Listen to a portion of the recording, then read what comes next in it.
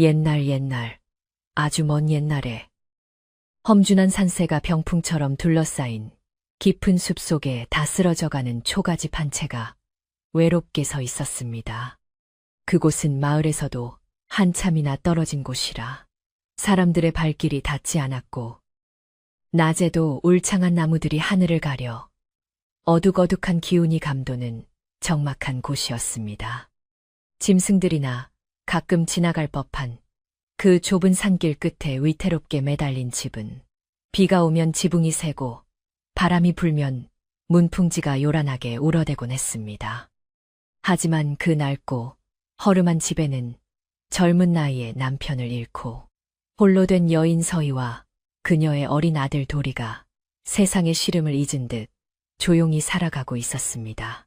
서희는 본래 마을에서 자랐으나 남편이 세상을 떠난 후 팍팍한 인심과 가난을 피해 아무도 살지 않는 이 산속 흉가로 들어오게 되었습니다. 그녀는 매일 아침 일찍 일어나 숲에서 나무를 캐고 마른 나무를 주워 탐감을 마련하며 부지런히 몸을 움직여야만 했습니다. 비록 집은 낡아 금방이라도 무너질 것 같았지만 그녀는 아들 도리가 배를 치지 않게 하기 위해 손발이 부르트도록 일했습니다. 밤이 되면 호랑이나 늑대 같은 산짐승 소리가 들려와 무서울 법도 했지만 서희는 아들을 품에 꼭 안고 작은 등불 하나에 의지해 긴 밤을 지새우곤 했습니다.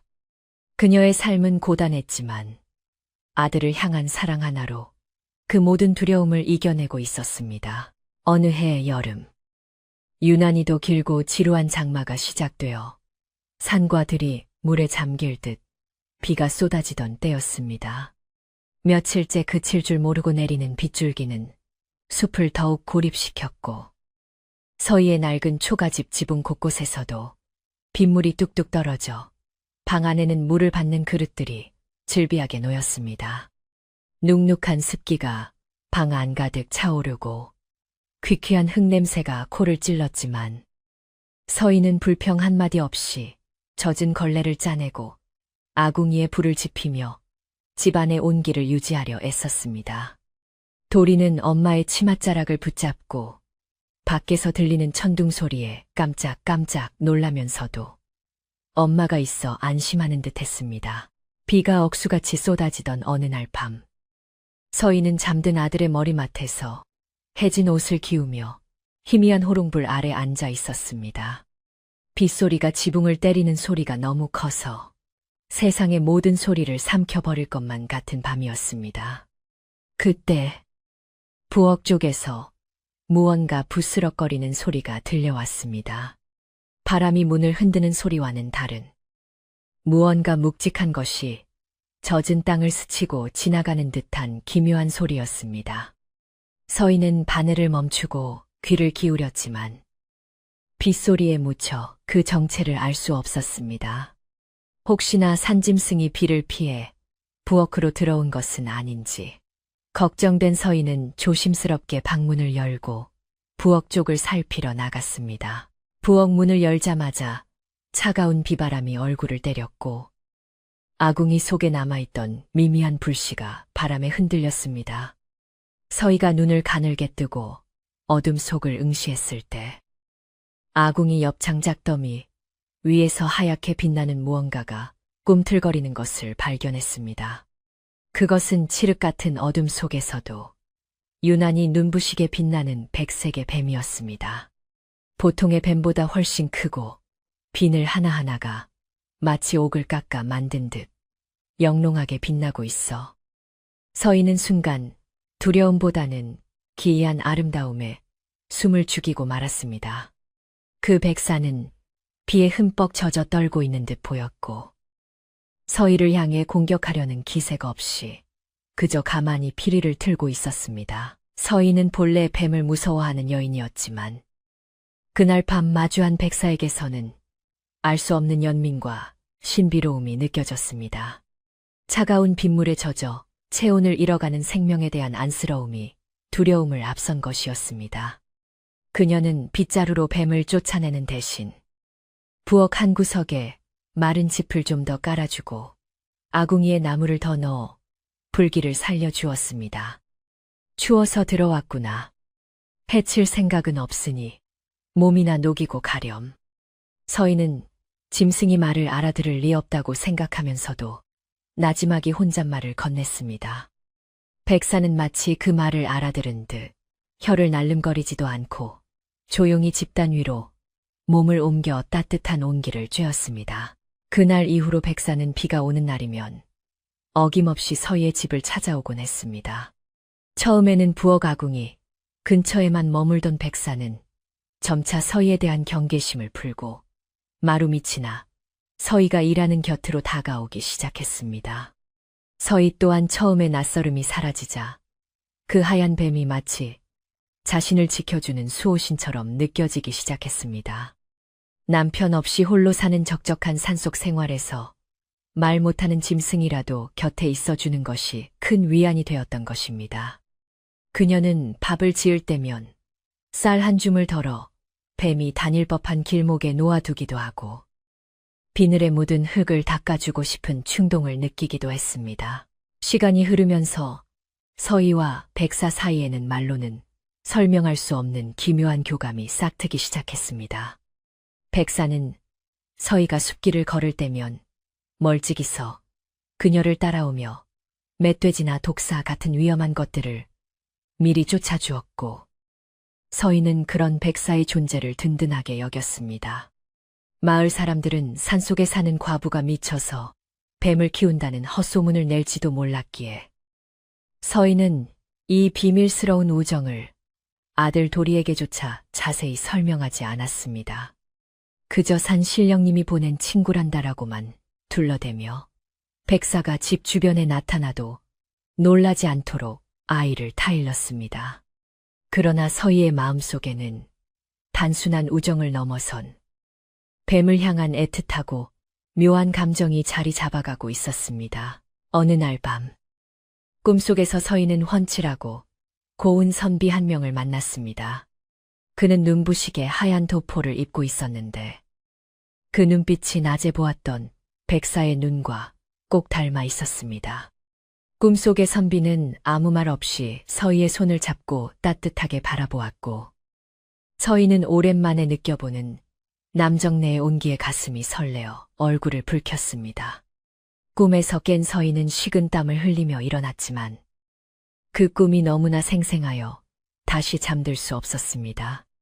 방 밖으로 나가보니 하얀 달빛 아래 마당을 천천히 기어가는 백사의 뒷모습이 보였습니다. 서희는 자신의 마음이 흔들리고 있음을 깨달았고 이것이 사람이 아닌 것과의 인연임을 알면서도 멈출 수 없다는 예감에 휩싸였습니다. 계절이 바뀌어 가을이 깊어지자 숲은 붉게 물들었고 밤바람은 더욱 차가워졌습니다. 서희의 집은 겨울을 날 준비로 분주했지만 낡은 집을 보수하는 일은 여자 혼자 힘으로는 벅찬 일이었습니다. 무거운 나무를 옮기거나 지붕에 올라가 이엉을 엮는 일은 고단하기 그지없었습니다. 그러던 어느 날 서희가 지붕을 고치려다 사다리에서 발을 헛디뎌 떨어질 뻔한 순간이 있었습니다. 눈을 질끈 감고 비명을 지르며 떨어지던 찰나 무언가 부드럽고 탄력 있는 것이 그녀의 몸을 휘감아 충격을 막아주었습니다. 눈을 떠보니 거대해진 백사가 그녀를 감싸 안고 있었고 그 차가우면서도 단단한 느낌의 서희는 안도감과 동시에 전율을 느꼈습니다. 백사는 서희를 안전하게 땅에 내려놓고는 다시 스르르 본래의 크기로 돌아가 숲으로 사라졌습니다. 서희는 멍하니 뱀이 사라진 곳을 바라보며 주저앉아 있었습니다. 짐승이 사람을 구했다는 사실도 놀라웠지만 뱀의 몸이 닿았던 곳에서 느껴지는 그 서늘한 감촉이 잊히지 않아 가슴이 두근거렸습니다. 그날 밤 서희는 방문을 굳게 걸어 잠그지 않고 살짝 열어두었습니다. 마치 누군가를 기다리는 사람처럼 그녀는 잠자리에 누워서도 문 쪽을 향해 귀를 기울였습니다. 바람 소리가 들릴 때마다 가슴이 뛰었고 뱀이 다시 찾아와 주기를 바라는 마음이 간절해졌습니다. 이는 단순한 고마움을 넘어선 금기를 넘어서는 연모의 정이었습니다. 도리는 엄마의 변화를 어린아이의 직감으로 느끼고 있었습니다. 엄마가 밥을 먹다가도 멍하니 창밖을 바라보거나 밤중에 혼자 일어나 부엌을 서성이는 일이 잦아졌기 때문입니다. 아이는 엄마에게 엄마, 밤에 누구와 하고 물었지만 서희는 당황하며 아니, 바람 소리야. 얼른 자렴. 하고 아이의 이불을 덮어줄 뿐이었습니다. 아이의 눈을 피해 서희는 밤마다 백사를 기다렸고 백사 또한 서희의 마음을 아는 듯 밤이 깊으면 소리 없이 찾아와 방 안으로 스며들었습니다. 뱀은 사람의 형상을 하지는 않았지만 서희의 곁에 누워 그녀의 체온을 나누었고 서희는 차가운 뱀의 몸을 껴안으며 외로움을 달랬습니다. 마을에서는 서희가 사는 숲 쪽 하늘의 밤마다 기이한 서기가 서린다는 소문이 돌기 시작했습니다. 약초를 캐러 산 입구까지 갔던 노인들은 숲에서 하얀 안개가 피어오르고 이상한 향기가 난다고 수군거렸습니다. 하지만 서희는 세상의 소문 따위는 귀에 들어오지 않았습니다. 그녀에게는 오직 이 낡은 집과 아들, 그리고 밤마다 찾아오는 백사만이 세상의 전부였습니다. 백사와의 사랑은 깊어만 갔고 그것은 인간의 법도를 거스르는 위험한 사랑이었지만 서희는 그 달콤한 독배를 기꺼이 마시고 있었습니다. 뱀의 차가운 피부가 자신의 뜨거운 살결에 닿을 때마다 그녀는 자신이 살아있음을 느꼈습니다. 어느 늦가을 밤, 서희는 백사를 품에 안고 조용히 속삭였습니다. 당신이 사람이었다면 얼마나 좋았을까요? 아니, 내가 뱀이었다면 숲속에서 영원히 함께할 수 있었을 텐데. 백사는 그저 그 영롱한 눈으로 서희를 응시할 뿐 말이 없었지만 그 눈빛 속에는 깊은 슬픔과 애정이 담겨 있는 듯했습니다. 그날 밤은 유난히 달이 밝았고 숲속의 모든 생명이 숨을 죽인 듯 고요했습니다. 서희와 백사는 서로의 존재를 확인하며 긴 밤을 함께 보냈고 그 밤이 지나고 나면 자신들의 운명에 어떤 큰 파도가 닥쳐올지 짐작조차 하지 못한 채 서로에게 깊이 빠져들었습니다. 그렇게 겨울이 찾아왔고 숲은 하얀 눈으로 뒤덮였습니다. 뱀들은 겨울잠을 자러 땅속 깊은 곳으로 들어가야 했지만 백사는 서희의 곁을 떠나지 않았습니다. 서희는 방 아랫목을 뜨겁게 데워 백사가 추위를 타지 않도록 정성을 다해 보살폈습니다. 식량이 부족한 겨울이었지만 서희는 자신과 아들이 먹을 것을 아껴 백사에게 주었고 백사 또한 숲에서 산토끼나 임을 잡아 문 앞에 놓아둠으로써 서희의 살림을 도왔습니다. 기이한 동거는 겨울 내내 이어졌고 서희의 집은 겉보기에는 초라하고 추워 보였지만 그 안에는 기묘한 열기와 사랑이 가득 차 있었습니다. 그러나 봄이 오고 얼음이 녹기 시작할 무렵 서희의 몸에 이상한 변화가 생기기 시작했습니다. 평소처럼 나무를 캐러 산에 올랐는데 갑자기 현기증이 일며 속이 울렁거려 자리에 주저앉고 만 것입니다. 처음에는 겨울 동안 못 먹고 고생하여 몸이 허해진 탓이라 생각했습니다. 하지만 날이 갈수록 입맛이 변하고 익힌 음식보다는 날 것이 당기는 기이한 식욕이 생겨났습니다. 물을 마셔도 갈증이 가시지 않고 피부는 전보다 창백해지면서도 윤기가 흐르는 묘한 상태가 되었습니다. 서희는 자신의 몸에 찾아온 변화가 무엇을 의미하는지 어렴풋이 짐작했지만 애써 그 생각을 부정하려 고개를 저었습니다. 그녀의 배가 조금씩 불러오기 시작한 것은 꽃이 피는 춘삼월이었습니다. 과부가 아이를 뵐 리 없다는 것은 세상의 이치였으나 서희의 몸은 분명 새로운 생명을 잉태하고 있었습니다. 그것은 죽은 남편의 아이일 리도 없었고 마을의 다른 사내와 정을 통한 적도 없었기에 서희는 전율과 공포에 휩싸였습니다.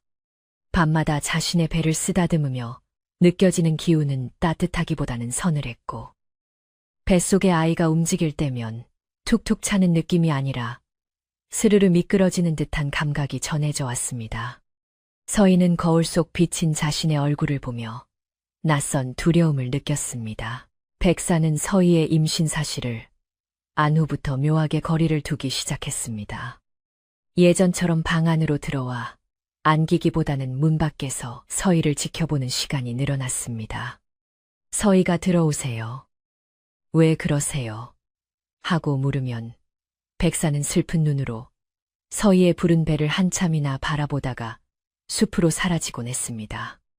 서희는 백사가 떠날까봐 불안해하며 울기도 했지만 백사는 결코 아주 떠나지는 않았습니다. 다만 인간과 뱀 사이에서 태어날 생명에 대한 본능적인 경계심과 자신이 저지른 일에 대한 업보를 감지한 듯 신중해진 모습이었습니다. 서희는 멀어지는 백사를 보며 가슴이 찢어질 듯 아팠습니다. 마을에서는 서희가 겨울을 나고도 얼굴을 비치지 않자 걱정 반 호기심 반으로 사람들이 수군거리기 시작했습니다. 그 과부대기 겨울에 얼어 죽지는 않았는지 가봐야 하지 않나 하는 말들이 오갔지만 선뜻 그 깊은 산속 흉가로 가려는 사람은 없었습니다. 그러던 중 나무를 하러 산 깊숙이 들어갔던 마을 청년이 서희가 마당에 나와 있는 모습을 우연히 목격하게 되었습니다.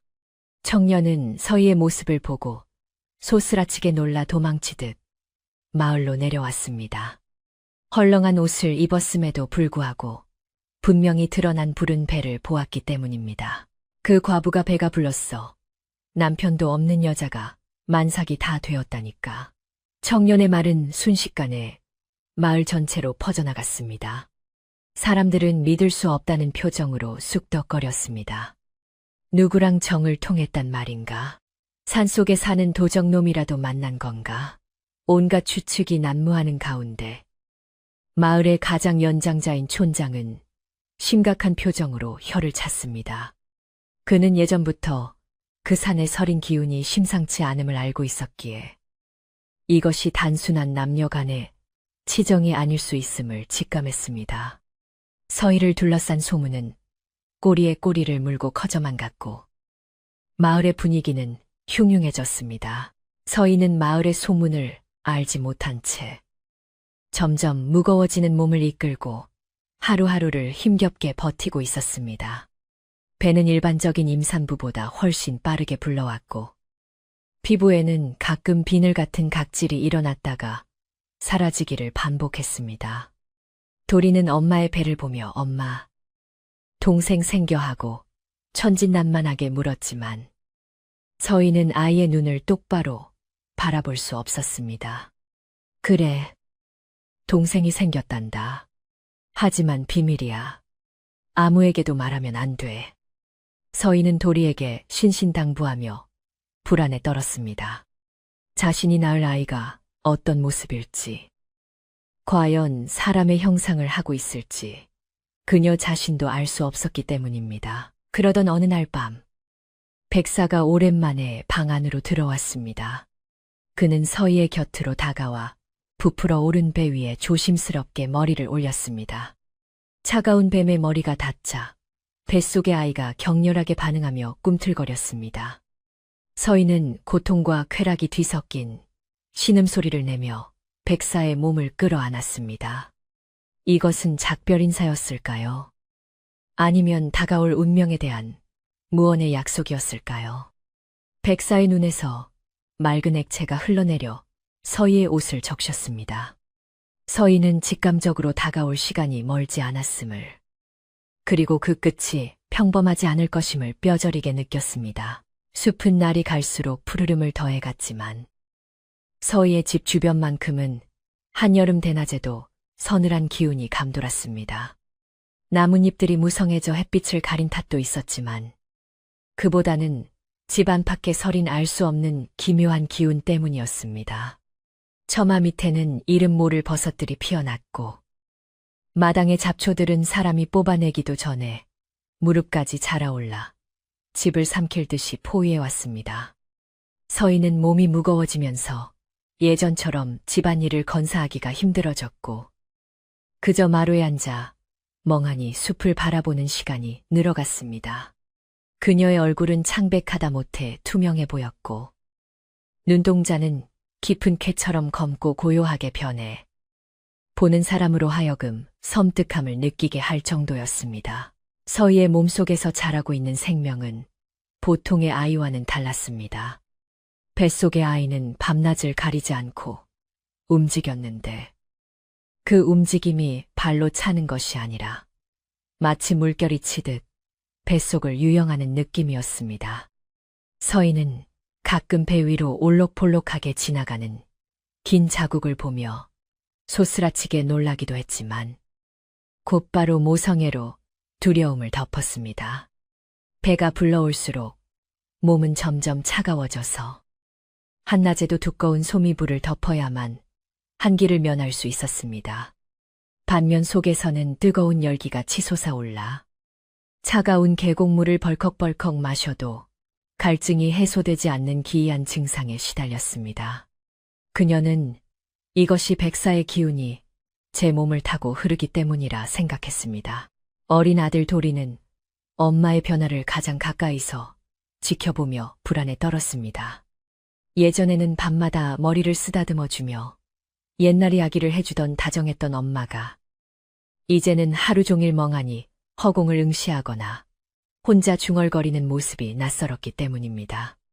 게다가 집 안 곳곳에서 느껴지는 비릿한 냄새와 밤마다 들려오는 스산한 기척은 어린아이가 감당하기에는 너무나 무거운 공포였습니다.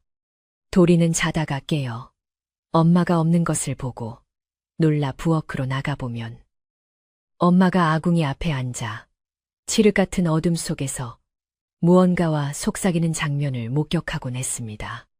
그 대상은 보이지 않았지만 도리는 본능적으로 그것이 그 하얀 뱀이라는 것을 알고 있었습니다. 어느 날 저녁, 도리는 엄마에게 조심스럽게 물었습니다. 엄마, 우리 집에 귀신이 살아.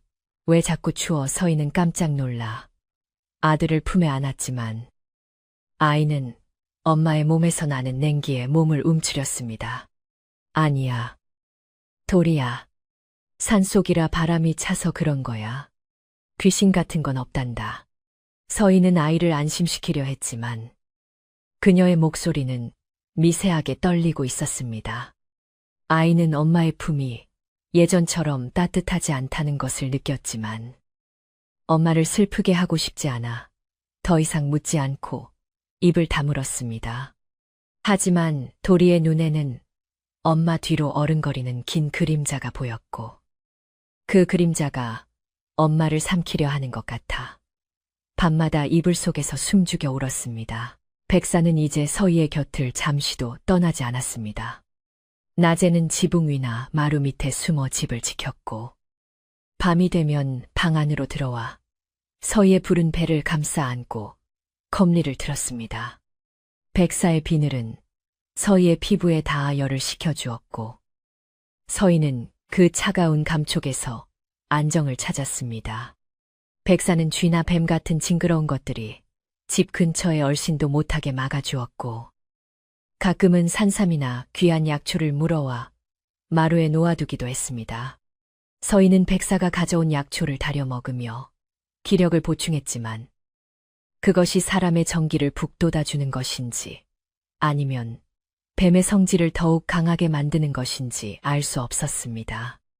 그저 백사가 주는 것이기에 의심 없이 받아들였을 뿐입니다. 마을에서는 서희에 대한 흉흉한 소문이 걷잡을 수 없이 퍼져나가고 있었습니다.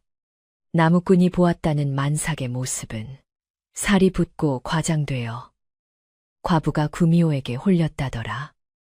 산신령의 아이를 씻다더라. 심지어는 밤마다 짐승으로 변해 산을 돌아다닌다더라 하는 괴담으로 변질되었습니다.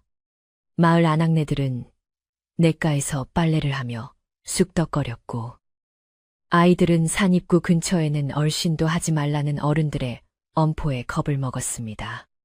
마을 사람들에게 서희의 집은 이제 금기의 장소가 되었고 누구도 그 집에 다가가 생사를 확인하려 들지 않았습니다. 서희는 철저하게 고립되었지만 오히려 사람들의 발길이 끊긴 것을 다행으로 여겼습니다. 그러던 어느 날 마을에서 용하다고 소문난 늙은 약초꾼 할머니가 산을 오르다 우연히 서희의 집 근처를 지나게 되었습니다. 할머니는 평생을 산에서 약초를 캐며 살아와 산의 기운을 읽을 줄 아는 분이었습니다. 할머니가 서희의 집 쪽을 바라보았을 때 집 위로 검고 붉은 기운이 뒤엉켜 하늘로 치솟는 것을 보았습니다. 그것은 일반적인 사람의 집에서 나올 수 있는 기운이 아니었습니다. 호기심과 불길함을 동시에 느낀 할머니는 지팡이를 짚고 자풀이 무성한 마당으로 들어섰습니다.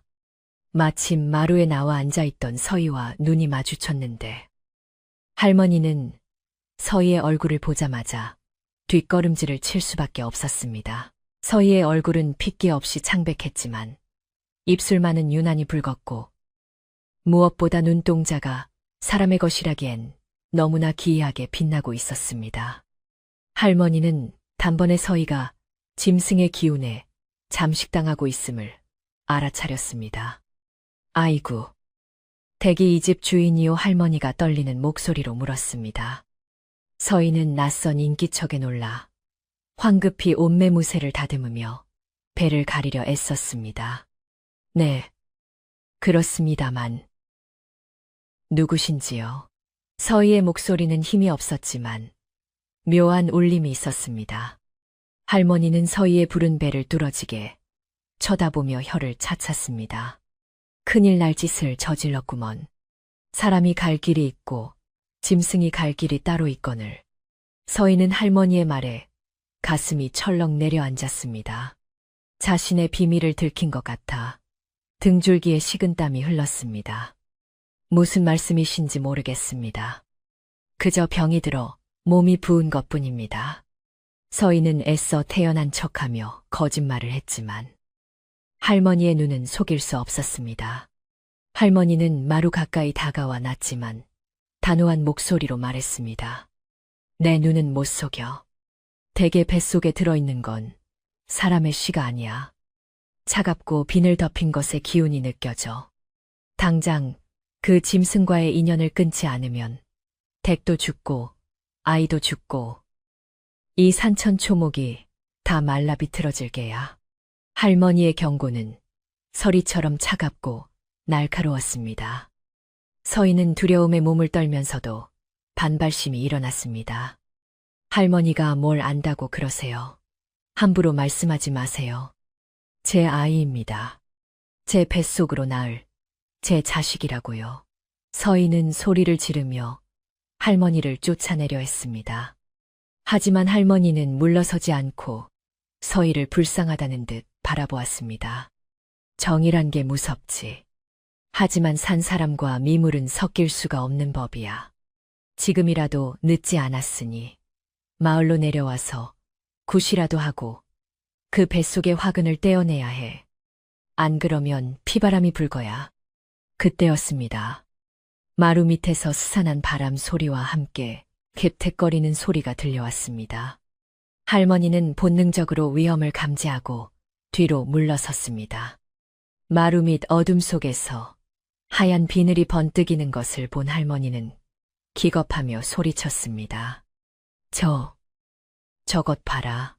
저 요물이 여자를 홀려서 집구석을 망치고 있구나. 백사는 모습을 완전히 드러내지는 않았지만 무시무시한 살기를 뿜어내며 할머니를 위협하고 있었습니다. 서희는 황급히 마루 밑을 가로막으며 외쳤습니다. 안 돼요. 건드리지 마세요. 제발 가세요. 가시란 말이에요. 서희의 절규의 백사는 잠시 움직임을 멈추었지만 그 분노 서린 기운은 가라앉지 않았습니다. 할머니는 더 이상 이곳에 있다가는 목숨을 부지하기 어렵다는 것을 깨달았습니다. 내 말 명심해라. 하늘이 지켜보고 있어. 순리를 거스르면 천벌을 받는 법이야. 할머니는 그 말을 남기고 도망치듯 산을 내려갔습니다. 할머니가 사라진 후 서희는 다리에 힘이 풀려 마루에 주저앉았습니다. 심장이 터질 듯 뛰었고 뱃속의 아이도 불안한 듯 요동쳤습니다. 백사는 슬그머니 마루 위로 올라와 서희의 어깨에 머리를 기대었습니다. 서희는 떨리는 손으로 백사의 머리를 쓰다듬으며 하염없이 눈물을 흘렸습니다. 우리가 잘못한 걸까요? 서로 사랑하는 게 죄가 되나요? 그날 밤부터 서희의 상태는 급격히 나빠졌습니다. 할머니의 경고가 저주가 되어 돌아온 것인지 서희는 고열에 시달리며 헛소리를 하기 시작했습니다. 안 돼. 데려가지 마. 내 아이야. 그녀는 꿈속에서 무수한 뱀떼가 자신을 덮치는 악몽을 꾸었고 깨어나면 온몸이 땀으로 젖어 탈진 상태가 되었습니다. 도리는 아픈 엄마 곁을 지키며 물수건으로 이마를 닦아주었지만 엄마의 열은 내리지 않았습니다. 오히려 엄마의 피부 곳곳에 푸르스름한 반점이 돋아나기 시작했는데 그것은 마치 뱀의 비늘과 흡사한 모양이었습니다. 아이는 무서워서 울음을 터뜨렸습니다. 백사는 고통스러워하는 서희를 보며 안절부절 못했습니다. 자신이 할 수 있는 일이 없다는 무력감에 뱀은 방안을 미친 듯이 빙빙 돌았습니다. 백사의 눈에서 뚝뚝 떨어지는 눈물은 바닥에 닿자마자 하얀 김이 되어 사라졌습니다. 백사는 알고 있었습니다. 인간의 몸으로 자신의 기운을 감당하기엔 무리가 있다는 것을. 하지만 이미 돌이킬 수 없을 만큼 깊어진 인연의 끈을 놓을 수도 없었습니다. 백사는 서희의 배에 귀를 대고 태동을 느꼈습니다. 그 안에는 자신의 피를 이어받은 반은 사람이고 반은 뱀인 존재가 세상으로 나갈 준비를 하고 있었습니다. 그것은 축복이자 곧 저주였습니다. 며칠 후 할머니가 마을로 내려가 서희의 집에 대한 이야기를 퍼뜨렸습니다.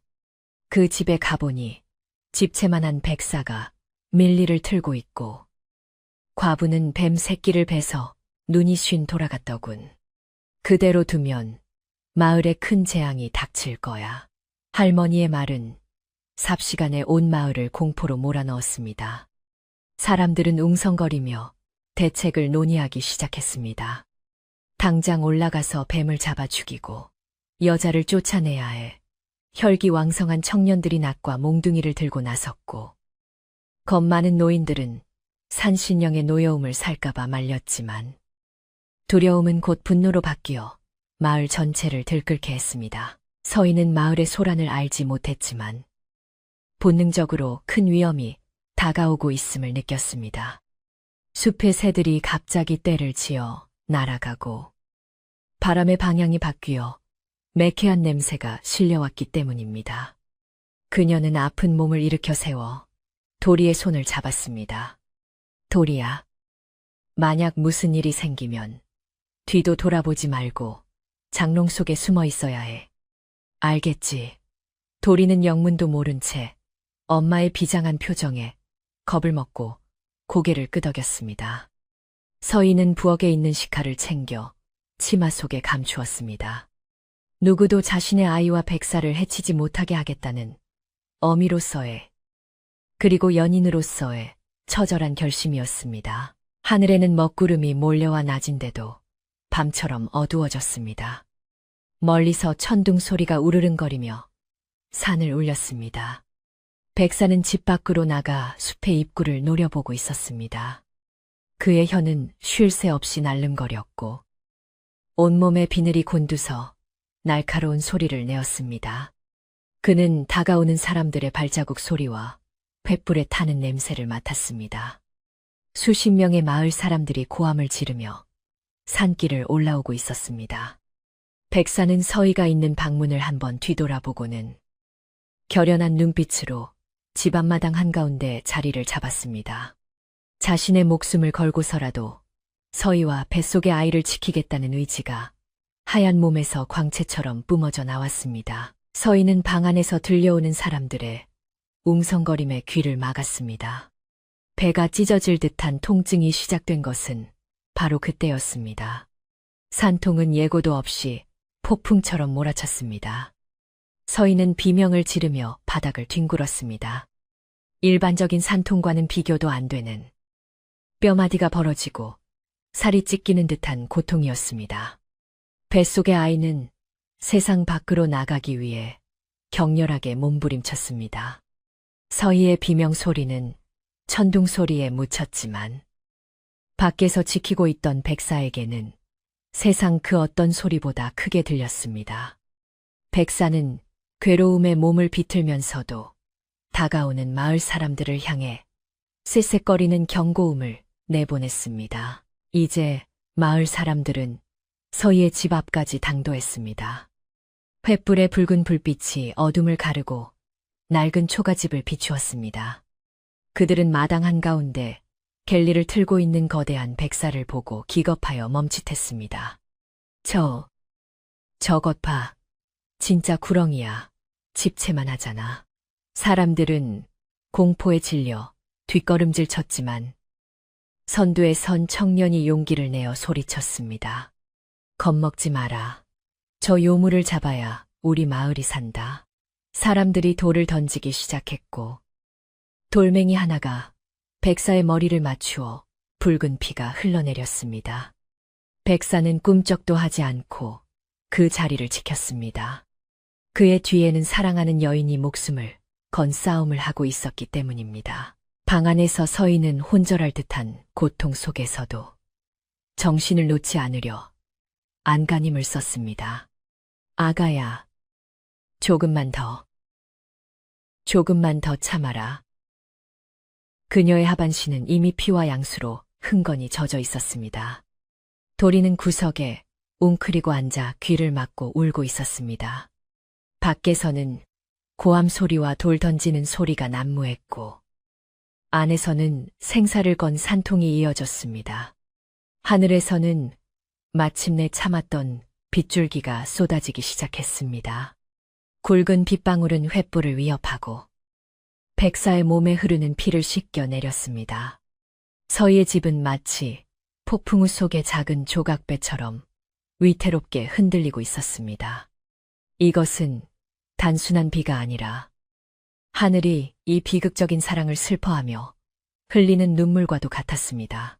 빗줄기는 마치 하늘이 뚫린 것처럼 억수같이 쏟아져 내렸고 그 차가운 비는 횃불을 든 마을 사람들의 열기 띤 얼굴을 사정없이 때렸습니다. 천둥과 번개가 번갈아치며 산 전체를 뒤흔들었지만 사람들의 고함 소리와 욕설은 그 천둥 소리마저 뚫고 나올 정도로 기세가 등등했습니다. 그들은 미물인 뱀이 신성한 인간의 영역을 침범하고 과부를 홀려 마을의 부정을 타게 했다는 사실에 맹목적인 분노를 느끼고 있었습니다. 선두에 선 청년들이 낫과 고의를 휘두르며 위협했지만 백사는 그 거대한 몸을 꼿꼿이 세운 채 한치의 물러섬도 없이 방문 앞을 가로막고 있었습니다. 뱀의 눈은 살기보다는 슬픔과 결기로 가득 차 있었으나 공포에 질린 사람들의 눈에는 그저 흉측한 괴물의 번뜩임으로만 보일 뿐이었습니다. 백사의 하얀 비늘은 이미 날아온 돌멩이와 몽둥이질에 찢겨 곳곳에서 붉은 피가 배어나오고 있었습니다. 빗물에 씻겨 내려가는 선혈이 마당의 흙탕물과 섞여 붉은 개울을 이루었지만 백사는 고통스러운 신음조차 내지 않고 오로지 방 안의 서희에게만 신경을 집중하고 있었습니다. 그가 꼬리를 휘둘러 사람들을 멀리 쫓아낼 수도 있었고 독리를 드러내어 치명상을 입힐 수도 있었으나 백사는 그렇게 하지 않았습니다. 만약 자신이 사람을 해치면 방 안에 있는 서희와 태어날 아기에게 씻을 수 없는 업보가 될 것임을 본능적으로 알고 있었기 때문입니다.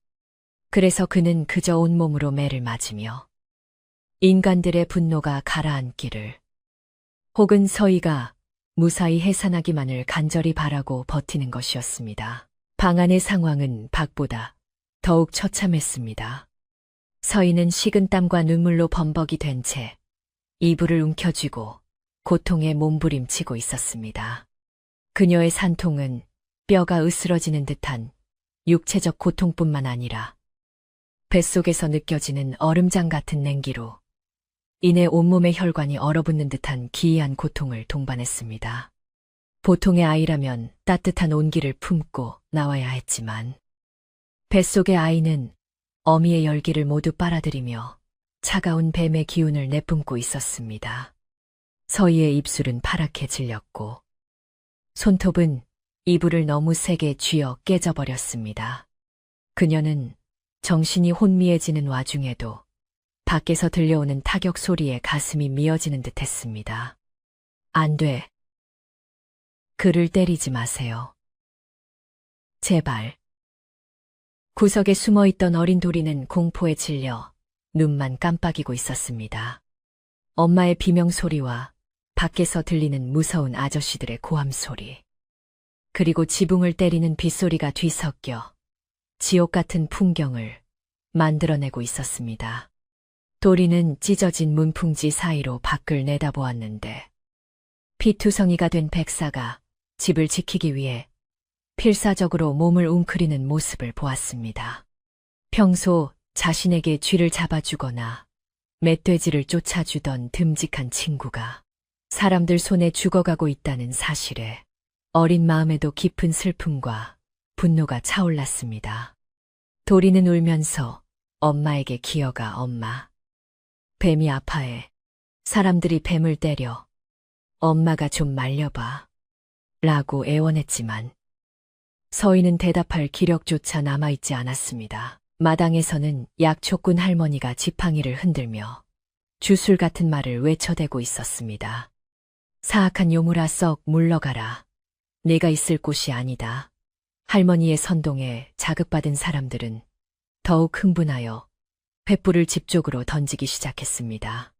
젖은 초가지붕이라 불이 쉽게 붙지는 않았지만 매캐한 연기가 피어오르며 집 안으로 스며들었습니다. 백사는 날아오는 불들을 몸으로 막아내며 뜨거운 불길에 비늘이 그을리는 고통을 감내해야 했습니다. 살타는 냄새가 빗물 냄새와 섞여 진동했고 백사의 움직임은 점차 둔해지고 있었습니다. 그럼에도 불구하고 그는 서희가 있는 방문 앞을 철옹성처럼 지키며 그 누구도 발을 들여놓지 못하게 했습니다. 서희는 흐릿해지는 의식 속에서 백사의 고통을 고스란히 느낄 수 있었습니다. 그와 몸을 섞고 아이를 가지면서 둘 사이에는 보이지 않는 끈이 연결되어 있었던 것입니다. 백사의 살이 찢길 때마다 서희의 살갗도 쓰라렸고 그가 불에 대일 때마다 서희의 몸도 화끈거렸습니다. 미안해요. 나 때문에. 서희는 속으로 끊임없이 사죄하며 눈물을 흘렸습니다. 사랑해서는 안 될 존재를 사랑한 대가가 이토록 가혹할 줄은 몰랐습니다. 그녀는 뱃속의 아이에게 힘을 주며 속삭였습니다. 아가야, 제발 빨리 나와다오. 아비가 죽어가고 있단다. 내가 나와야 모든 게 끝난다. 산통이 절정에 달하자 서희의 몸에 기이한 변화가 일어났습니다. 다리 쪽 피부가 딱딱해지면서 은색 비늘이 돋아나기 시작한 것입니다. 그것은 인간이 뱀으로 변해가는 과정인지 아니면 아이의 기운이 어미를 잠식한 것인지 알 수 없었습니다. 서희는 자신의 다리가 변해가는 것을 보고도 놀라지 않았습니다. 이미 그녀의 마음은 반쯤 사람이 아니게 되었기 때문입니다. 그녀는 고통 속에서 짐승과 같은 울음소리를 토해냈고 그 소리는 밖의 천둥 소리와 묘하게 어우러져 사람들의 등골을 오싹하게 만들었습니다. 마을 사람들은 그 기괴한 비명에 잠시 주춤하며 서로의 얼굴을 쳐다보았습니다. 들었나? 저건 사람 소리가 아니야. 정말 요물이 태어나려나 봐. 사람들의 공포는 곧 더 큰 폭력으로 변했습니다. 지금 죽이지 않으면 우리 마을이 다 죽어. 누군가의 외침에 힘입어 덩치 큰 장정 하나가 큰 도끼를 들고 나섰습니다. 그는 백사의 머리를 노리고 도끼를 높이 치켜들었습니다. 백사는 피할 힘도 남아있지 않았지만 마지막 힘을 짜내어 머리를 들어 올리며 장정을 노려보았습니다. 그 눈빛이 어찌나 강렬하고 서글펐는지 도끼를 든 장정의 손이 순간 멈칫하며 떨렸습니다. 그것은 단순한 짐승의 눈이 아니라 지키고 싶은 것을 위해 목숨을 바치는 가장의 눈빛과 다를 바 없었기 때문입니다. 하지만 군중 심리에 휩싸인 그는 눈을 질끈 감고 도끼를 내리찍었습니다. 쾅 하는 소리와 함께 도끼날이 백사의 몸통을 스쳤고 깊은 상처에서 붉은 피가 분수처럼 솟구쳤습니다. 백사는 고통에 몸부림치며 비명을 질렀는데 그 소리는 뱀의 캑캑거림이 아니라 마치 쇠가 긁히는 듯한 날카롭고 비통한 굉음이었습니다. 그 순간 하늘에서도 거대한 번개가 마당 한가운데 꽂히며 굉음을 내었습니다. 사람들은 눈을 뜰 수 없는 섬광과 귀를 찢는 천둥 소리에 놀라 바닥에 엎드리고 뒷걸음질 쳤습니다. 마치 하늘이 백사를 해친 인간들에게 노여움을 표시하는 듯했습니다. 비는 더욱 거세게 몰아쳐 한치 앞도 분간할 수 없게 되었고 마당은 아수라장이 되었습니다. 바로 그 순간 방 안에서 아이의 울음소리가 터져 나왔습니다. 응애 응애 하는 평범한 아기의 울음소리가 아니었습니다. 쉭, 쉭 하는 바람 빠지는 소리와 함께 간헐적으로 으앙하는 소리가 섞인 세상에 없던 기묘한 울음소리였습니다. 서인은 마지막 힘을 다해 핏덩이를 받아냈습니다. 아이는 미끈거리는 점액에 쌓여 있었고 온몸이 차가웠습니다. 탯줄을 끊어내자 아이는 눈을 떴는데 그 눈동자는 세로로 찢어진 뱀의 눈동자였고 피부 곳곳에는 옥색 비늘이 박혀 있었습니다. 반은 사람이고 반은 뱀인 슬프고도 아름다운 괴물이 세상에 나온 것입니다. 서인은 아이를 품에 안고 오열했습니다. 괴물이라 손가락질 받을 모습이었지만 서희의 눈에는 그저 사랑하는 정인의 모습을 닮은 소중한 자식이었습니다. 아이는 어미의 품에 안기자 울음을 그치고 혀를 날름거리며 어미의 체온을 찾았습니다. 서희는 아이의 몸을 닦아주며 떨리는 목소리로 말했습니다. 아가, 너는 죄가 없다. 이 어미가 다 안고 가마.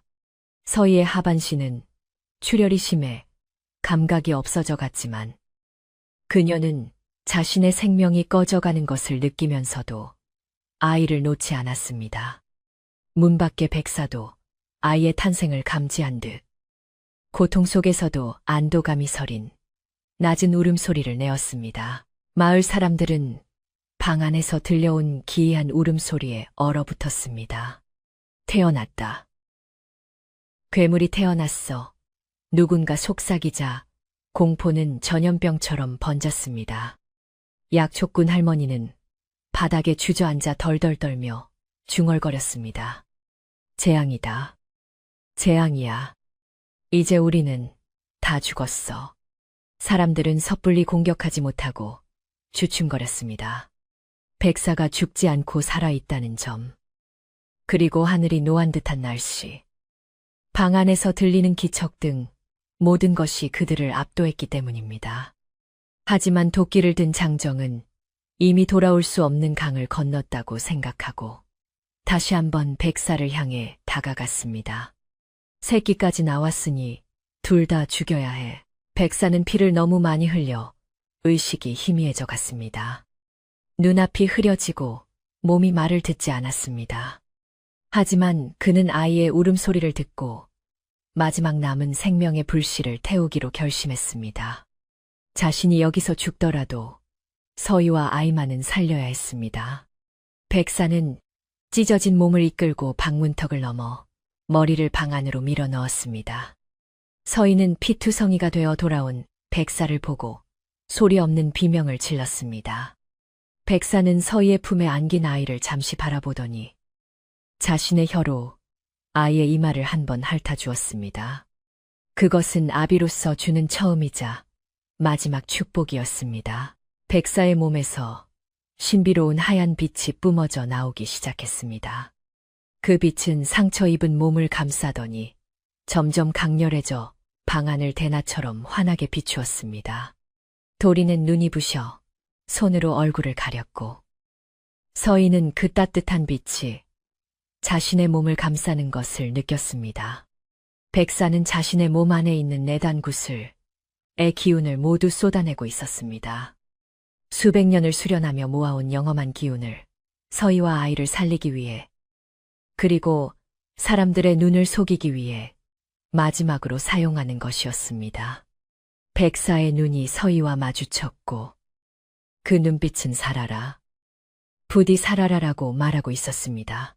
밖에서 보기에 그 빛은 마치 집안의 번개가 떨어진 것처럼 보였습니다.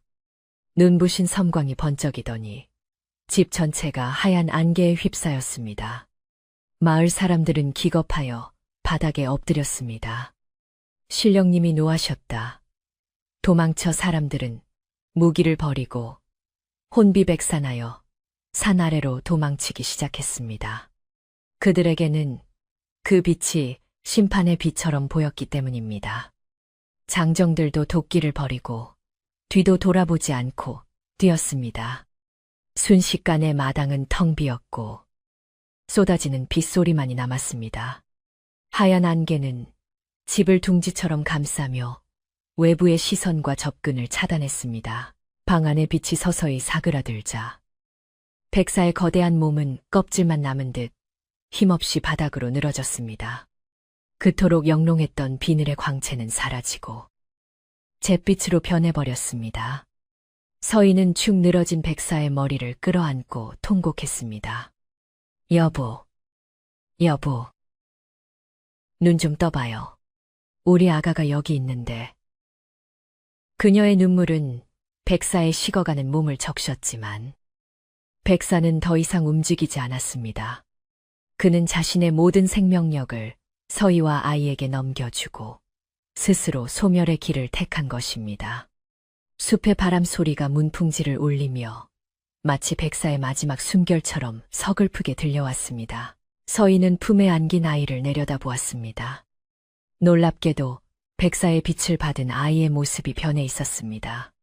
뱀의 눈동자는 검고 맑은 사람의 눈동자로 변했고 몸을 덮고 있던 비늘은 흔적도 없이 사라져 뽀얀 아기 피부가 되어 있었습니다. 백사가 자신의 정기로 아이의 뱀 기운을 모두 거두어간 것입니다. 이제 아이는 겉보기에 완벽한 사람의 아이였습니다. 하지만 서희는 알 수 있었습니다. 아이의 엉덩이 쪽에 작게 남은 푸른 반점 하나가 이 아이가 백사의 아들임을 증명하는 유일한 흔적이라는 것을요.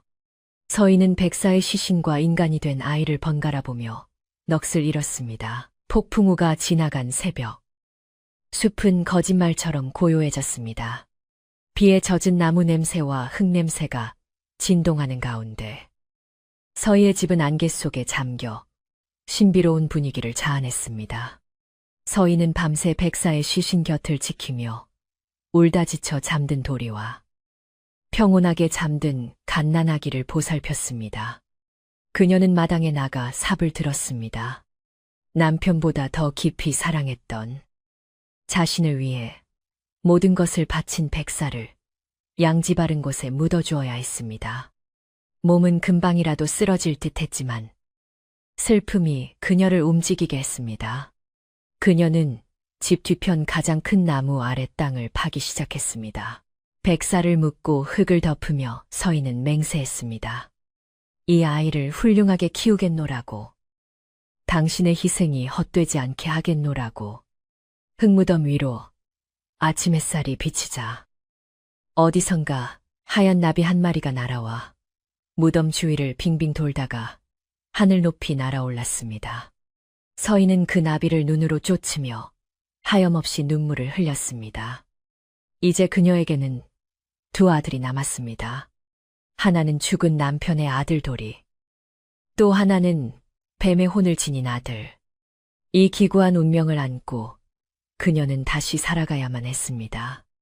숲은 다시 평온을 되찾았지만 서희의 가슴 속에는 영원히 지워지지 않을 폭풍 우의 기억이 새겨졌습니다. 폭풍 우가 휩쓸고 간 다음 날 아침, 마을은 마치 아무 일도 없었던 것처럼 맑게 개어 있었습니다.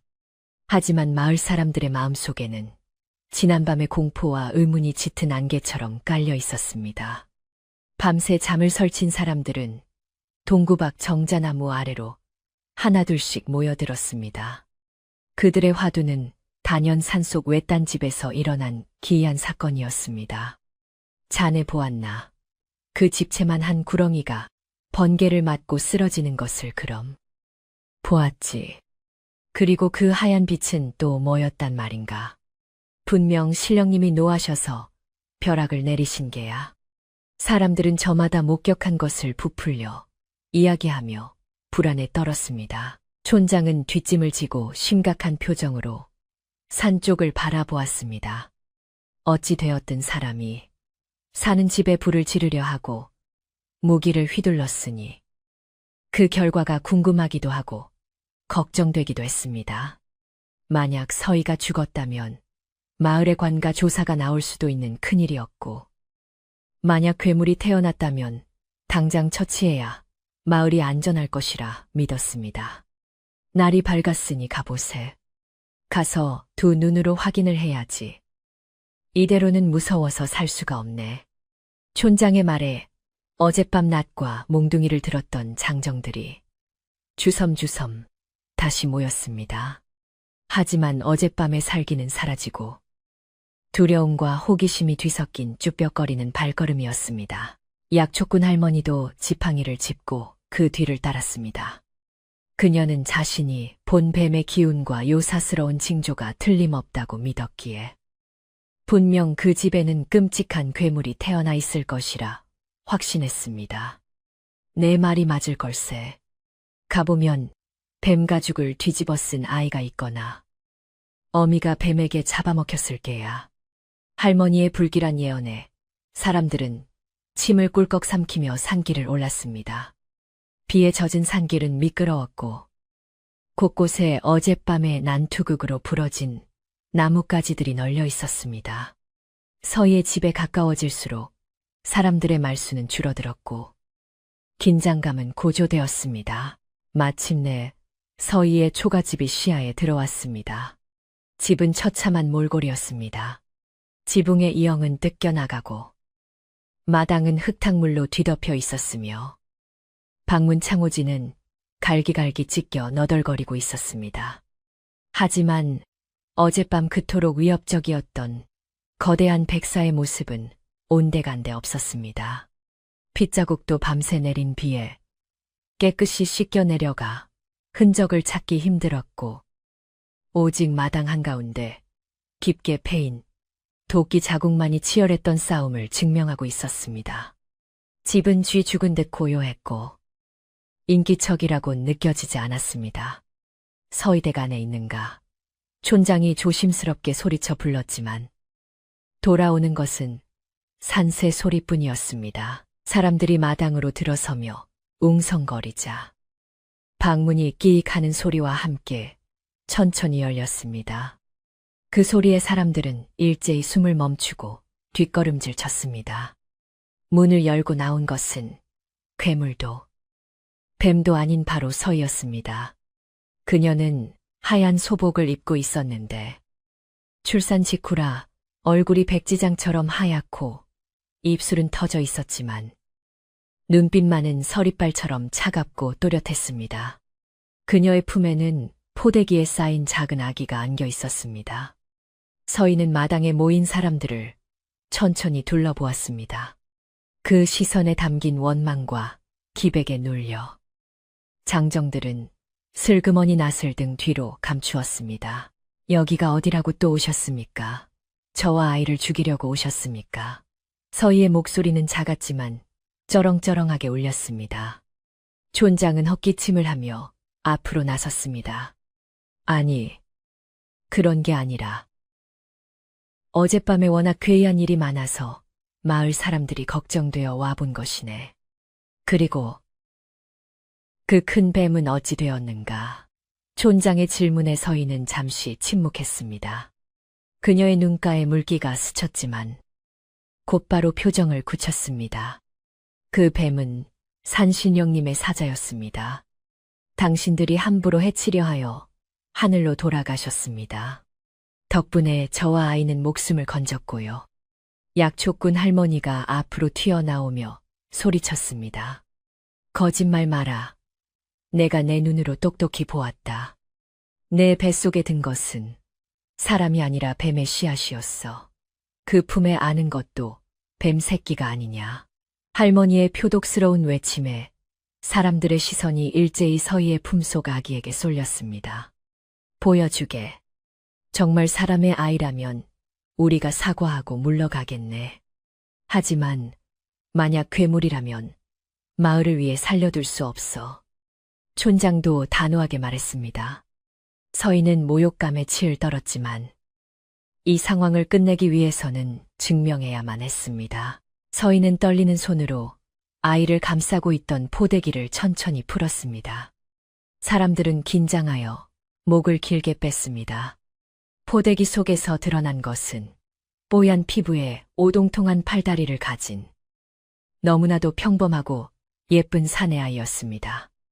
비늘은커녕 점 하나 없이 깨끗한 피부였고 곤히 잠든 얼굴은 천사처럼 평온해 보였습니다. 뱀의 눈을 했던 아이는 백사의 희생으로 완벽한 사람의 형상을 하고 있었던 것입니다. 사람들은 믿을 수 없다는 듯 탄성을 질렀습니다. 아니, 저렇게 멀쩡한 아이를 두고 우리가 무슨 짓을. 할머니는 믿을 수 없다는 표정으로 다가와 아이의 팔다리를 만져보고 눈꺼풀을 뒤집어 보았습니다. 하지만 아이의 살결은 따뜻했고 잠시 뜬 눈동자는 맑은 검은색이었습니다. 이럴 리가 없는데. 분명 뱀의 기운이. 할머니는 당황하여 말끝을 흐렸습니다. 서희는 차갑게 할머니의 손을 쳐냈습니다. 이제 만족하십니까? 제 아이는 사람입니다. 10달 배 아파 낳은 제 자식이라고요. 더 이상 제 아이를 모욕하지 마십시오. 서희가 아이를 다시 꼭 끌어안자 아이는 응애하고 힘찬 울음소리를 터뜨렸습니다. 그 소리는 너무나 인간적이어서 모든 의심을 날려버리기에 충분했습니다. 마을 사람들의 분위기는 순식간에 반전되었습니다. 공포와 분노는 사라지고 그 자리에 죄책감과 당혹감이 들어찼습니다. 멀쩡한 사람을 괴물 취급하여 산모와 갓난아기를 죽일 뻔했다는 사실이 그들을 부끄럽게 만들었습니다. 어젯밤 도끼를 휘둘렀던 장정은 고개를 들지 못하고 바닥만 내려다보았습니다. 우리가 뭔가에 홀렸었나 보네. 빗속의 헛것을 본 게야. 사람들은 서로 탓을 돌리며 웅성거렸습니다. 촌장은 민망한 듯 헛기침을 계속하다가 서희에게 고개를 숙였습니다. 면목이 없네. 늙은이가 노망이 들어 헛소문을 믿고 자네를 험하게 대했어. 용서하게. 서희는 사과를 받았지만 마음의 문을 열지는 않았습니다.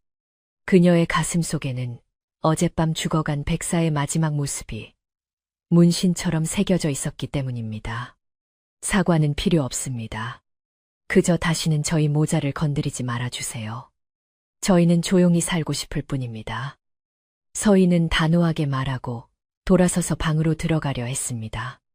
그때 방 안에서 도리가 나와 엄마의 치맛자락을 잡았습니다. 겁에 질린 도리의 모습을 보자 마을 사람들의 미안함은 더욱 커졌습니다. 저 어린 것이 얼마나 무서웠을꼬. 아낙네들은 혀를 차며 동정의 눈빛을 보냈습니다. 사람들은 그냥 내려가기가 미안했는지 하나둘씩 주머니를 뒤져 먹을 것을 꺼내놓기 시작했습니다. 누군가는 쌀을 한 줌 놓았고 누군가는 비상식량으로 가져온 감자를 마루에 올려놓았습니다. 산모가 미역국은 먹었나? 내가 내려가서 미역이랑 고기 좀 올려보냄세. 촌장이 말하자 서희는 대답 없이 문을 닫아버렸습니다. 닫힌 문 너머로 서희의 흐느끼는 소리가 들려오자 사람들은 무거운 발걸음을 돌려 산을 내려갔습니다. 그들의 뒷모습은 올라올 때의 위세등등함과는 달리 초라하고 씁쓸해 보였습니다. 사람들이 모두 떠나고 난 뒤 서희의 집에는 다시 정막이 찾아왔습니다. 하지만 예전에 따뜻하고 신비로웠던 정막이 아니라 텅 빈 듯한 공허한 정막이었습니다. 서희는 방 안에서 아이에게 젖을 물리며 하염없이 눈물을 흘렸습니다. 아이는 어미의 슬픔을 아는지 모르는지 힘차게 젖을 빨았습니다. 아가, 내 아버지가 너를 살리셨단다. 너는 귀하고 귀한 목숨이야. 서희는 아이의 작은 손을 잡고 속삭였습니다. 마당 한 구석. 백사가 묻힌 나무 아래에는 여전히 빗물이 고여 있었고 숲에서 불어오는 바람이 나뭇가지를 흔들며 위로의 노래를 불렀습니다. 오후가 되자 마을 아낙 몇 명이 쭈뼛거리며 다시 찾아왔습니다. 그들 손에는 미역과 쌀, 그리고 아기 기저귀로 쓸 천 조각들이 들려 있었습니다. 그들은 어젯밤의 일이 미안하여 찢어진 창호지를 새로 발라주고 부서진 부엌문을 고쳐주었습니다. 세댁, 혼자 몸조리하기 힘들 텐데 우리가 좀 거들어줄게. 아낙들은 서희의 눈치를 보며 부지런히 움직였습니다. 서희는 그들의 도움이 달갑지는 않았지만 당장 갓난아기와 도리를 건사하기 위해서는 거절할 처지가 아니었습니다. 그녀는 묵묵히 그들의 도움을 받으며 이것이 백사가 남겨준 또 다른 보호막이라 생각했습니다. 그날 저녁, 서희는 오랜만에 따뜻한 미역국을 먹을 수 있었습니다. 도리도 배불리 밥을 먹고 아기 곁에 누워 신기한 듯 동생의 얼굴을 들여다보았습니다. 엄마, 동생 이름은 뭐야? 도리의 질문에 서희는 잠시 생각에 잠겼습니다. 백사는 이름이 없었지만 이 아이에게는 세상에서 가장 튼튼하고 맑은 이름을 지어주고 싶었습니다. 이 아이의 이름은 운이라고 하자. 구름, 운은 하늘의 구름처럼 자유롭고 비를 내려 만물을 살리는 사람이 되라고. 서희는 아이의 이름을 지어주며 비로소 희미한 미소를 지었습니다. 밤이 깊어지자 숲은 다시 어둠에 잠겼습니다. 서희는 아이를 재우고 방문을 열어 밤하늘을 올려다보았습니다. 비 온 뒤라 그런지 별이 유난히 총총하게 빛나고 있었습니다. 그녀는 그중 가장 밝게 빛나는 별 하나가 마치 백사의 눈동자 같다고 생각했습니다. 지켜봐 주세요. 당신의 아이가 어떻게 자라나는지. 서희는 마음속으로 기도했습니다. 비록 몸은 떠났지만 백사의 영혼이 이 집과 아이를 지켜줄 것이라는 믿음이 그녀를 버티게 하는 힘이 되었습니다. 낡은 초가집은 이제 뱀의 집이 아닌 두 아이와 강인한 어머니가 사는 사람의 집으로 다시 태어나고 있었습니다. 다음 날부터 서희는 달라졌습니다. 슬픔에 잠겨 누워만 있지 않고 퉁퉁 부은 몸을 일으켜 집 안팎을 정리했습니다. 백사가 묻힌 나무 주변에 예쁜 돌들을 주워와 둘러주었고 흙탕물이 된 마당을 고르게 다졌습니다.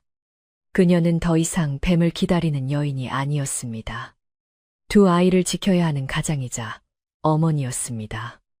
마을 사람들이 가끔 눈치를 보며 가져다주는 곡식과 찬거리도 마다하지 않고 받았습니다.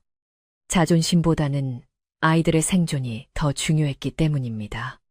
그렇게 서희의 집은 폭풍 후의 상처를 딛고 조금씩 일상의 평온을 되찾아가고 있었습니다. 아기 우는 놀라울 정도로 순했습니다.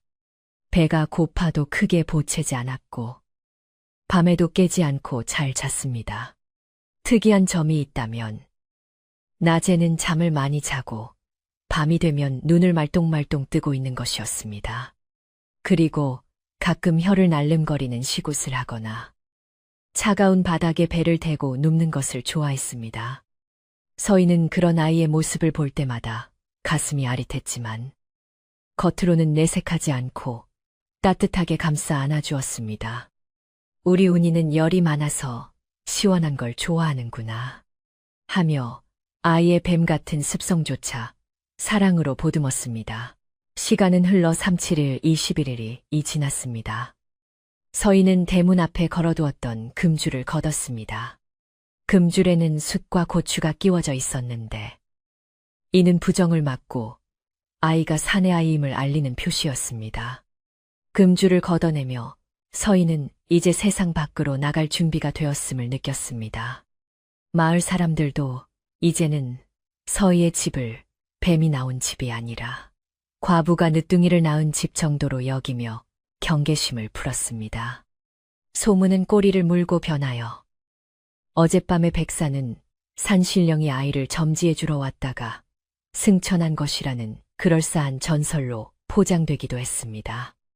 진실은 오직 서희와 도리, 그리고 땅속에 묻힌 백사만이 알고 있었습니다. 어느 날 오후, 도리가 숲에서 놀다가 뱀 허물을 주워왔습니다. 엄마, 이거 봐. 뱀옷이야. 도리는 천진난만하게 웃으며 서희에게 허물을 내밀었습니다. 서희는 순간 가슴이 철렁했지만 떨리는 손으로 그 허물을 받아들었습니다. 바스락거리는 얇은 허물은 마치 백사가 남겨놓은 편지 같았습니다. 서희는 도리 몰래 그 허물을 백사의 무덤 곁에 묻어주었습니다. 이제 당신도 무거운 짐을 벗고 편안해지세요. 서희는 마지막 작별 인사를 고했습니다. 이제 그녀에게는 과거의 사랑을 추억하는 일보다 현재의 아이들을 사랑하는 일이 더 중요했습니다. 그날 밤, 서희는 아이들을 재우고 호롱불 아래서 바느질을 하고 있었습니다. 문득 창호지에 비친 달빛이 방 안으로 은은하게 스며들었습니다. 그 빛은 차갑지 않고 따뜻하고 포근하게 느껴졌습니다. 서희는 문득 방구석에 놓아둔 물그릇을 보았습니다. 물그릇의 물이 미세하게 진동하고 있었습니다. 마치 누군가가 다녀간 것처럼. 서희는 미소를 지으며 바늘을 놓았습니다. 다녀가셨군요. 걱정 마세요. 우리는 잘 지내고 있습니다. 그녀는 눈에 보이지 않지만 언제나 곁에 있는 존재를 느끼며 비로소 깊고 편안한 잠을 청할 수 있었습니다.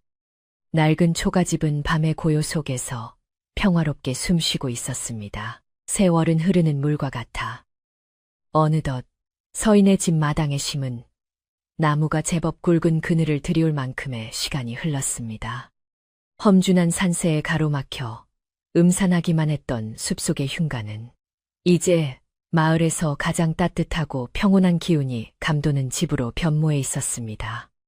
무너질 듯했던 담장은 튼튼한 돌담으로 새로 쌓였고 비가 새던 지붕은 매년 마을 청년들이 올라와 두껍게 이엉을 얹어준 덕분에 황금빛으로 번쩍였습니다. 마당 한편에는 봉숭아며 채송화 같은 꽃들이 흐드러지게 피어 꿀벌과 나비가 끊이지 않았고 뒤뜰 장독대에는 윤기 흐르는 항아리들이 줄지어 서 있어 살림이 넉넉해졌음을 보여주었습니다. 이 모든 변화는 서희의 억척스러운 노력과 마을 사람들의 따뜻한 관심이 만들어낸 기적이었습니다. 둘째 아들 운이는 무럭무럭 자라 어느새 서희의 치마폭을 잡고 아장아장 걸어다니는 귀여운 동자가 되었습니다. 아이는 백사의 희생 덕분에 겉모습은 영락없는 사람의 아이였지만 유난히 눈동자가 깊고 맑아보는 사람의 마음을 꿰뚫어 보는 듯한 총기를 지니고 있었습니다. 운이는 또래 아이들보다 말이 빨랐고 무엇보다 숲속의 생명들과 교감하는 능력이 남달랐습니다. 아이가 마루에 앉아 있으면 산새들이 날아와 어깨에 앉기도 하고 다람쥐가 도토리를 물어다 아이 앞에 놓아두고 가기도 했습니다. 서희는 그런 운이의 모습을 볼 때마다 죽은 남편 백사를 떠올리며 흐뭇한 미소를 짓곤 했습니다.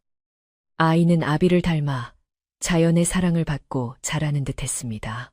형 도리는 동생, 운이를 끔찍이도 아꼈습니다. 행여나 동생이 돌부리에 걸려 넘어질까봐 한시도 눈을 떼지 않았고, 맛있는 산딸기를 따면 제 입에 넣기보다 동생의 입에 먼저 넣어주곤 했습니다. 도리는 가끔 동생의 엉덩이에 있는 푸른 반점을 보며 엄마에게 묻곤 했습니다. 엄마, 운이 엉덩이의 멍은 언제 없어져? 서희는 그때마다 도리의 머리를 쓰다듬으며 대답해 주었습니다. 저건 멍이 아니라 하늘이 내려준 점이란다. 우리 운이가 특별한 아이라는 표시야. 도리는 그 말을 철석같이 믿고 동생을 더욱 자랑스러워했습니다. 형제의 우애는 숲속의 나무들처럼 서로 얽히고 설켜 단단하게 자라나고 있었습니다. 마을 사람들과의 왕래도 잦아졌습니다. 예전에는 불길하다며 피하던 서희의 집이 이제는 복이 들어온 집으로 불리게 되었습니다. 마을 안악들은 산나무를 캐러 왔다가 서인의 마루에 걸터 앉아 땀을 식히며 세상 돌아가는 이야기를 나누었고, 서희가 내어주는 시원한 오미자차를 마시며 웃음꽃을 피웠습니다. 서희는 더 이상 고립된 과부가 아니었습니다. 그녀의 인품과 생활력은 마을 사람들에게 귀감이 되었고, 험한 일을 겪고도 꿋꿋하게 아이들을 키워낸 그녀를 모두가 존경하게 되었습니다. 과거의 오해와 상처는 시간이라는 약을 바르고 새살이 돋아 이제는 희미한 흉터로만 남아있을 뿐이었습니다. 어느 해 가을, 마을에 큰 가뭄이 들어 논바닥이 거북이 등처럼 갈라지는 일이 있었습니다. 기우제를 지내도 비 한 방울 내리지 않아 농작물이 타들어가자 마을 사람들의 시름은 깊어만 갔습니다. 촌장은 지푸라기라도 잡는 심정으로 서희를 찾아왔습니다. 서희댁, 자네 집 뒤에 묻힌 그 영물에게 빌어보면 어떨까? 그가 살아생전 비를 몰고 다니지 않았나? 서희는 촌장의 간절한 부탁에 고개를 끄덕이고 운이의 손을 잡고 백사가 묻힌 나무 아래로 갔습니다. 정갈하게 목욕, 재개한 서희와 운이는 나무 앞에 맑은 물 한 그릇을 떠놓고 조용히 기도를 올렸습니다. 여보, 마을 사람들이 힘들어합니다. 부디 단비를 내려주세요. 놀랍게도 기도를 마친 그날 밤부터 하늘에 먹구름이 몰려오더니 며칠 동안 시원한 비가 쏟아졌습니다. 말라가던 개울에 물이 흐르고 타들어가던 곡식들이 다시 생기를 되찾자 마을 사람들은 덩실덩실 춤을 추며 기뻐했습니다.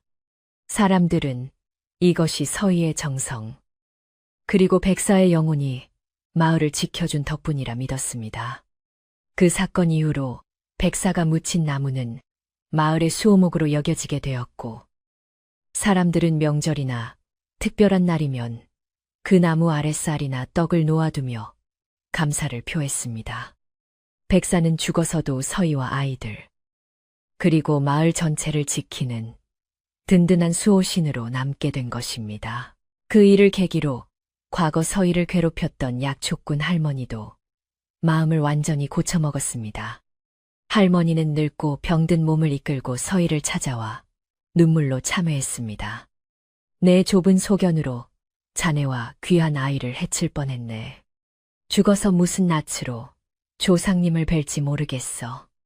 할머니는 품에서 꼬깃꼬깃한 쌈짓돈을 꺼내 운이의 손에 쥐어주었습니다.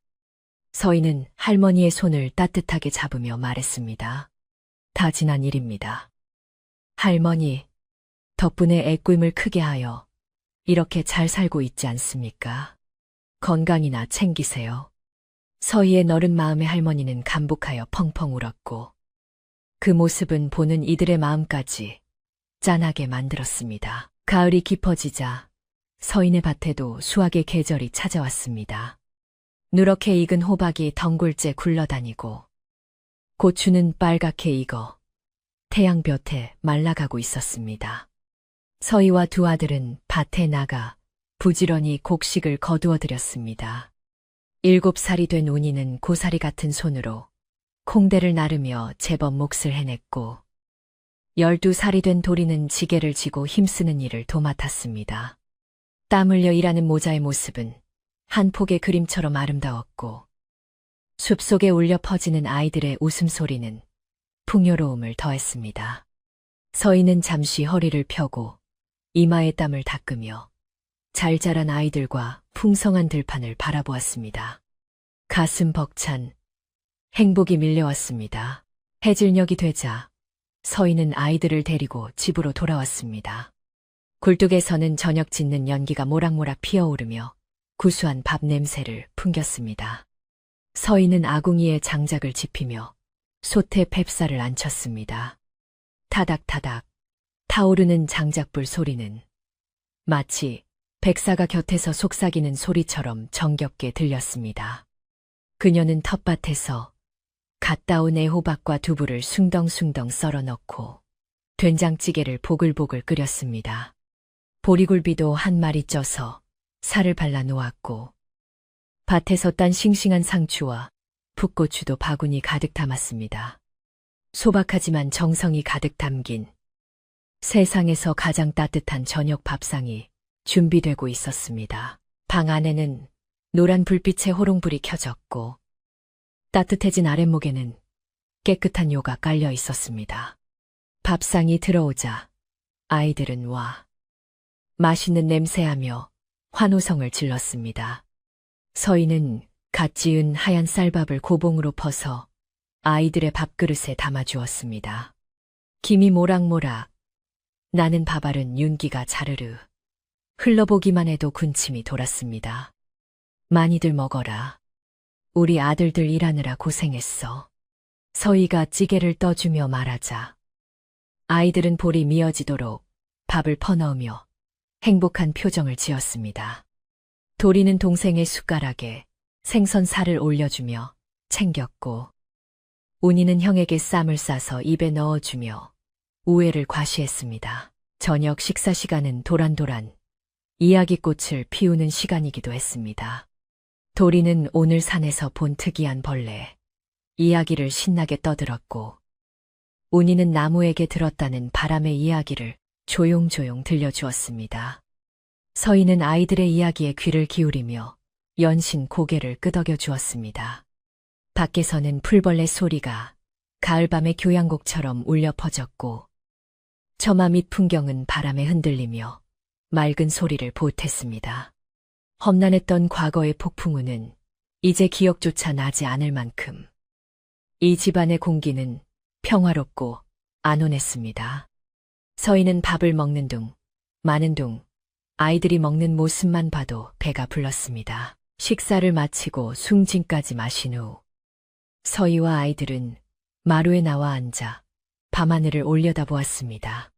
가을 밤하늘은 맑고 높아 별들이 머리 위로 쏟아질 듯 가깝게 느껴졌습니다. 둥근 보름달이 숲을 환하게 비추고 있었는데 그 달빛은 서희의 집을 은은하게 감싸 안았습니다. 온이가 서희의 무릎을 베고 누우며 물었습니다. 엄마, 아버지는 저 별들 중에 어디 있어? 서희는 밤하늘에서 가장 밝게 빛나는 별 하나를 가리키며 말했습니다. 저기, 저 큰 별 보이지? 저기서 항상 우리를 지켜보고 계신단다. 비가 올 때는 빗방울이 되어, 바람이 불 때는 바람이 되어 우리 곁에 오시는 거야. 운이는 엄마의 말에 눈을 반짝이며 별을 향해 손을 흔들었습니다.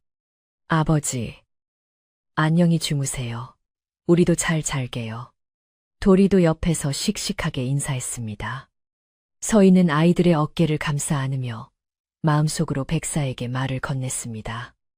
여보, 당신이 남겨준 이 아이들이 이렇게 잘 자랐어요. 당신의 희생이 헛되지 않게 세상에서 가장 따뜻한 사람으로 키울게요. 이제 걱정 말고 편히 쉬세요. 바람이 부드럽게 불어와 서희의 볼을 스치고 지나갔습니다. 그것은 마치 백사가 서희의 볼을 쓰다듬으며 고맙소, 사랑하오라고 속삭이는 것만 같았습니다. 밤이 깊어가자 서희는 아이들을 방으로 들여보내고 잠자리를 봐주었습니다. 푹신한 소미불을 덮어주자 아이들은 하루의 피로가 몰려오는지 금세 눈을 감았습니다. 아이들의 규칙적인 숨소리가 방 안을 채우자 서희도 그 곁에 누워 아이들의 손을 하나씩 잡았습니다. 따뜻한 체온이 손끝을 통해 전해져 왔습니다. 이 온기야말로 서희가 그토록 지키고 싶었던, 그리고 백사가 목숨을 바쳐 지켜낸 소중한 보물이었습니다. 그녀는 더 이상 외롭지 않았습니다. 과거의 아픔은 추억이 되었고 현재의 삶은 감사함으로 가득 차 있었습니다. 서희는 호롱불을 끄고 자리에 누웠습니다. 창호지문 너머로 달빛이 스며들어 방 안을 은은하게 비추었습니다. 집 뒤편의 큰 나무가 바람에 흔들리며 사락사락 소리를 내었습니다. 그 소리는 마치 자장가처럼 서희의 귓가에 맴돌았습니다. 내일 아침이면 또다시 밝은 해가 떠오르고 아이들의 웃음소리가 마당을 채울 것입니다. 서희는 꿈속에서 다시 만날 백사를 기다리며, 그리고 내일 찾아올 또 다른 행복을 기대하며 천천히 눈을 감았습니다. 긴 세월의 풍파를 견뎌낸 이 작은 초가집은 이제 숲속에서 가장 튼튼하고 따뜻한 보금자리가 되어 깊은 잠에 빠져들었습니다. 밤은 고요하고 달빛은 세상 모든 어머니의 품처럼 부드럽게 온 세상을 덮어줍니다.